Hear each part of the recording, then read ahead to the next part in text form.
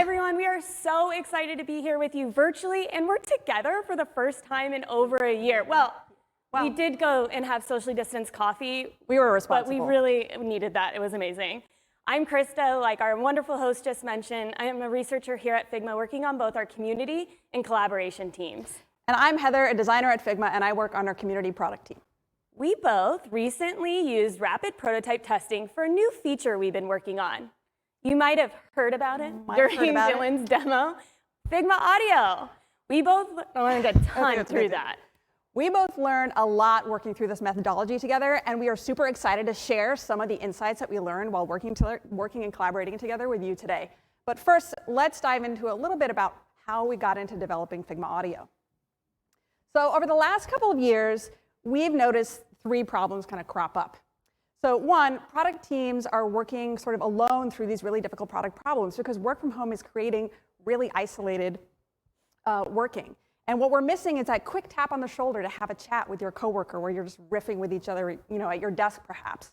And that is really good for unlocking creative thinking and just like pushing, the edges of your thinking. There are also too many tools and not enough context. So not having that quick chat, really causes us now in this work from home context to be chatting in Slack or some other chat app and then jumping into the file and working like that. And so we're missing a lot of context because a lot of the time what we're actually talking about is inside the design file itself. And lastly, typing and actually designing at the same time is pretty darn hard, as it turns out. Yes, so it's a lot easier to just talk out loud when you're designing or demoing. And chatting and designing at the same time can really break your flow, and it feels cumbersome and inefficient.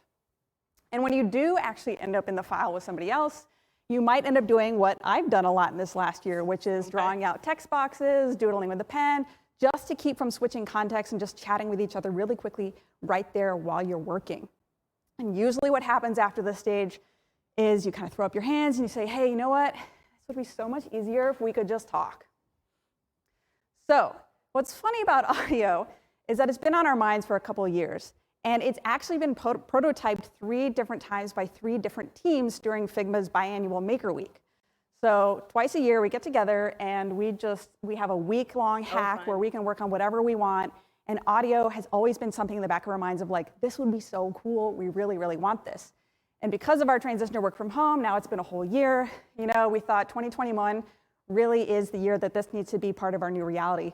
Because not only are we all working from home now, but a lot of companies, stretching into the future are going to have more work from home remote policies and may even be remote entirely.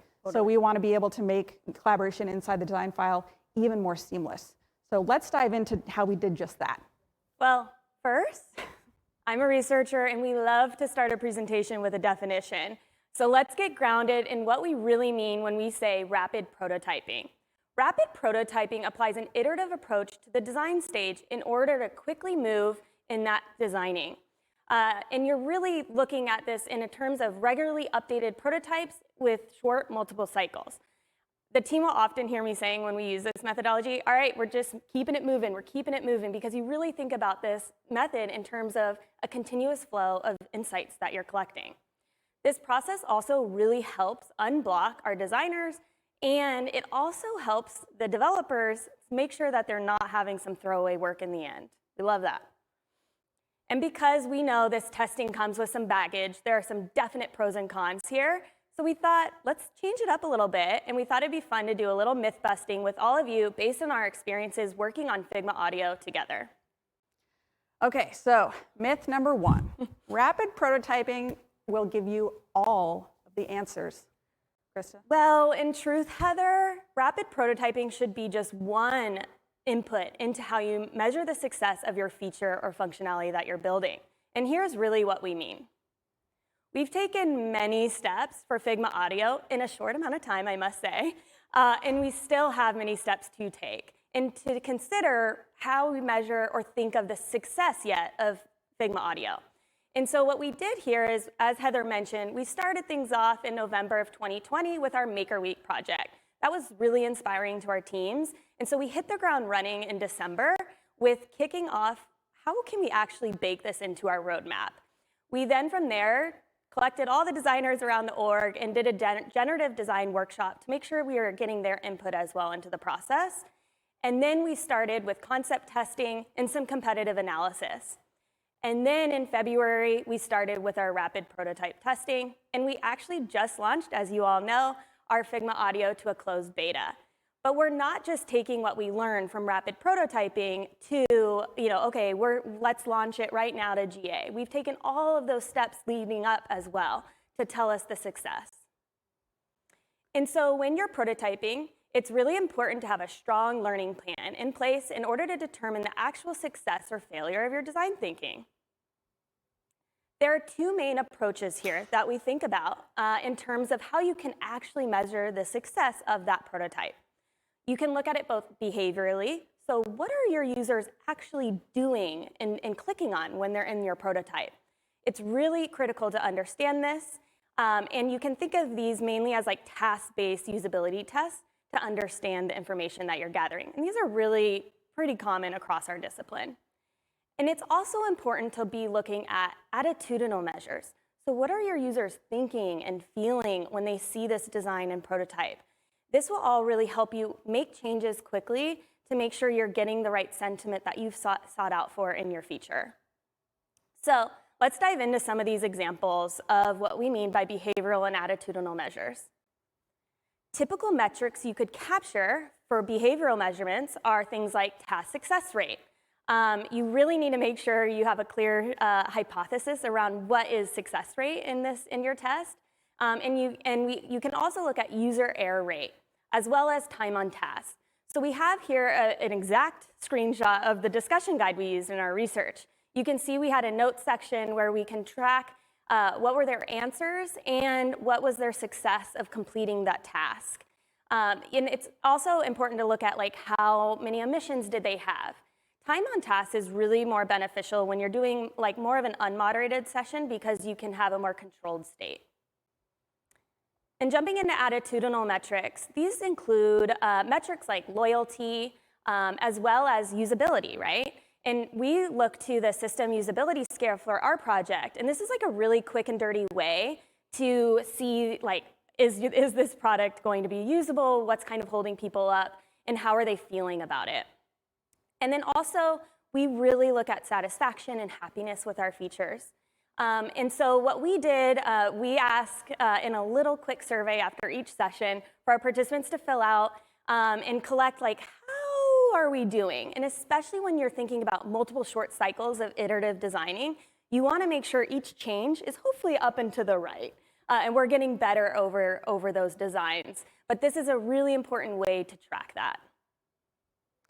All right, but you shouldn't solely rely on feedback from a prototype because, as we all know, prototypes are fake. But there are a few ways that you can make your prototype as real as possible for your users so that your users can give you the most helpful feedback. So first and foremost, if it applies to the design, you can add their photo and their name. So at least they don't have to pretend who they are.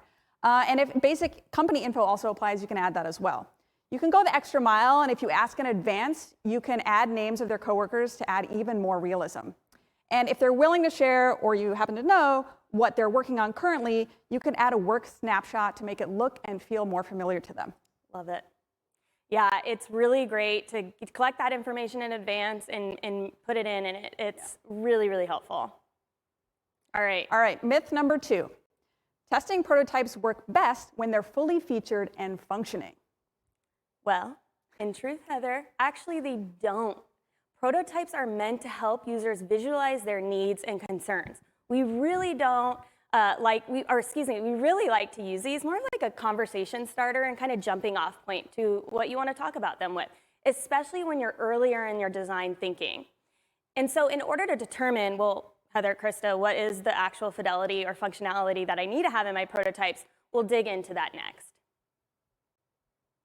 So what you'll want to do first is get together with your team and map out exactly what you want to learn from these tests. What are your research questions? What hypotheses do you want to test? How you answer or frame these really determine the fidelity and scoping of your prototype. So there's a scale here you're probably all pretty familiar with of like low fidelity all the way into high fidelity. When we're talking about low fidelity prototypes, you're still in that discover phase, and you could think of these more as like sketches, and they're still very static. When you move into medium fidelity, you're looking more to start to converge and define on your ideas. And so you might just start to look at wireframes as well as having still low functionality. And then as you move into high fidelity, this is often what most people think to use prototyping with, is when you're really getting near the end of your project and you're really just looking at the usability, you're starting to get to that deliver stage. This is when it's stylized, it's fully interactive. So to give you some examples of how we use this with Figma Audio, when we are in the low fidelity stages, it's really great in this area to generate a wealth of ideas before you start to build out all that functionality. And this really forces your users when you're talking to them to think about how the system works instead of just like specifically how it looks. So the research question we had at this phase was, what are the actual key benefits of this concept of having audio in Figma? And I mentioned earlier too, at this stage, usability and quality are less of an importance. And then as you move more into the medium fidelity prototyping, this is best suited for whether users' needs are met and whether the UX is optimal. So the research question we went into our medium fidelity wireframe that Heather created was, what does audio in Figma need in order to provide value for our designers and their teammates? And the last one, y'all probably think of this one first, is the high fidelity prototype. And this is an actual running GIF of the prototype, one of the many prototypes we tested. And this is really great for when the designer starts to converge even further on their concept and details become increasingly important. This is typically the stage at which, again, most people think about, and it's really appropriate for those high visuals and functional fidelity is required. So the research question we were looking at in this prototype was, how successful are users with joining, inviting, and exiting an audio conversation in Figma? So this is just one image of the prototype we test, but we tested multiple different toolbars, different click states, different hover states, all to make sure that users were confident in whether they were in a call or out of a call. Okay, but before you begin anything, you and your researcher need to be on the same page with how the testing is actually going to go. So aligning early is really going to cut out a ton of back and forth and unnecessary work on your part as the designer and prototyper. So when you sit down to plan the session with your researcher, be sure that you are both aligning on what questions you're going to ask the participants, and if you can link that back to a user flow that you're trying to validate, that's awesome. What you actually plan to show at each stage of the testing, and this will determine what parts of your prototype actually need to be polished, what specific tasks you're going to ask the participants to perform. And this is really important when you're trying to determine what the prototype should actually functionally do, because you don't want to build too much functionality if you're not actually going to drive users to engage with that functionality. It's just wasted time on your part. And generally, you should just level set with expectations. So as long as you and your researcher are on the same page about how the prototype should operate and what you're hoping to get out of the session, you both will know when things start to go off the rail or when something isn't being interpreted as intended, or when something isn't actually working properly. You'll both be on the same page, you'll both be able to recognize it, and you can make a note of that and go back and tweak it. Totally. Yeah. We've used Figma Audio recently too to still get on the same page together. Very meta.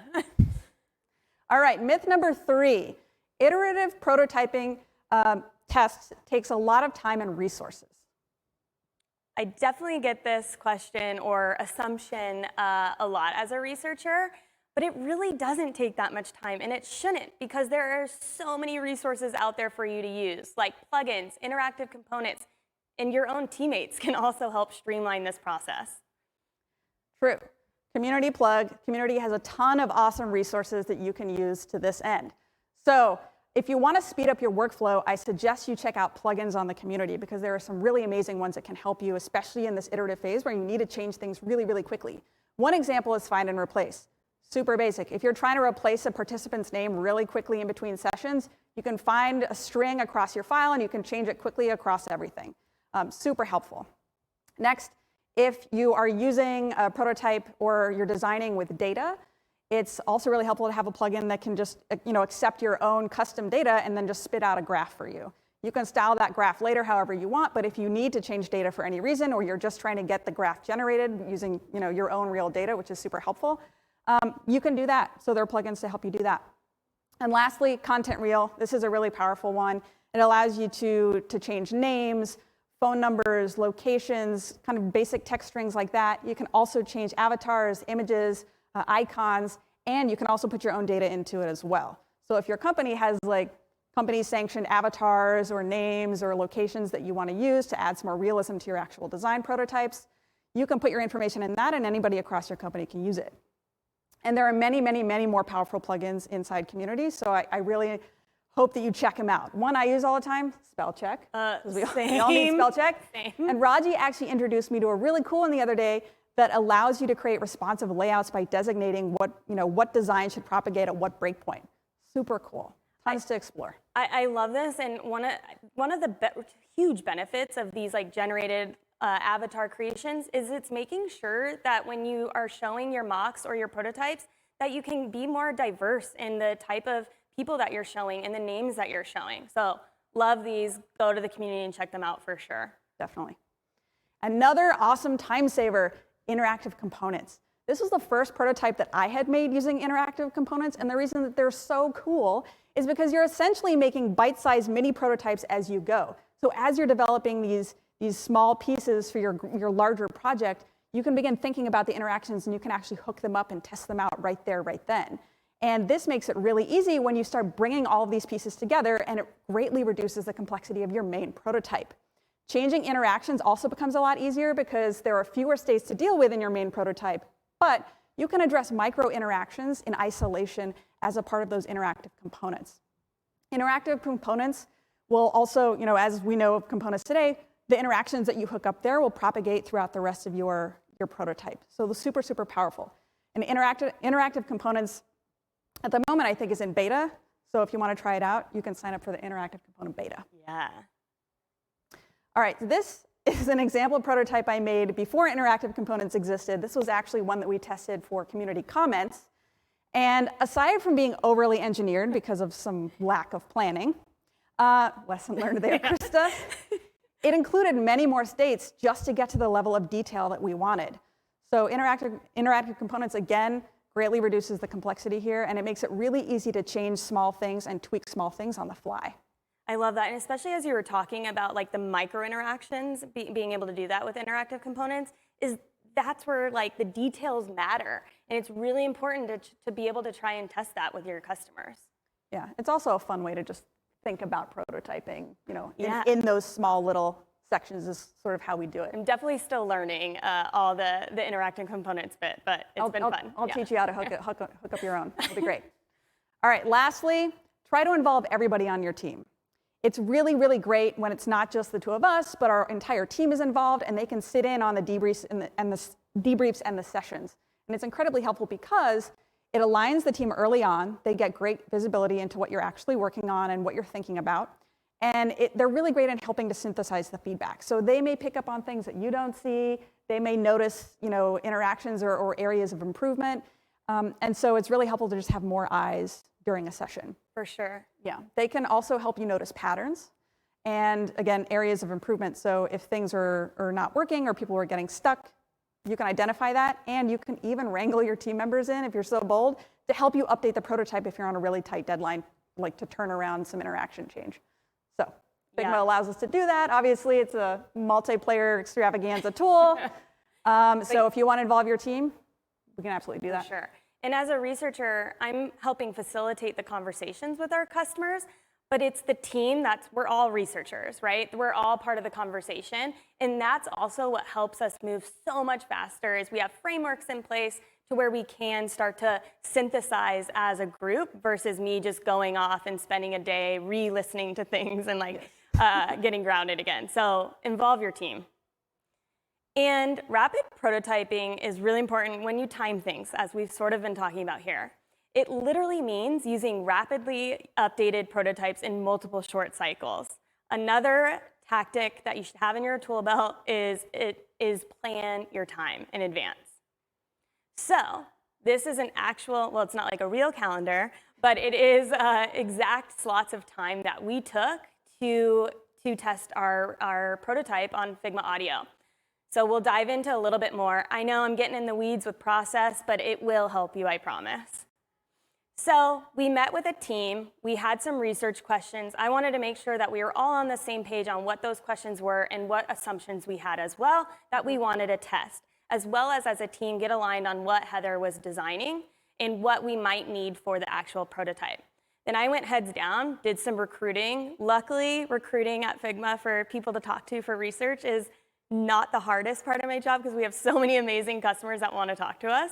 And then we got ready for Wednesday. And on Wednesday, we had a full packed day.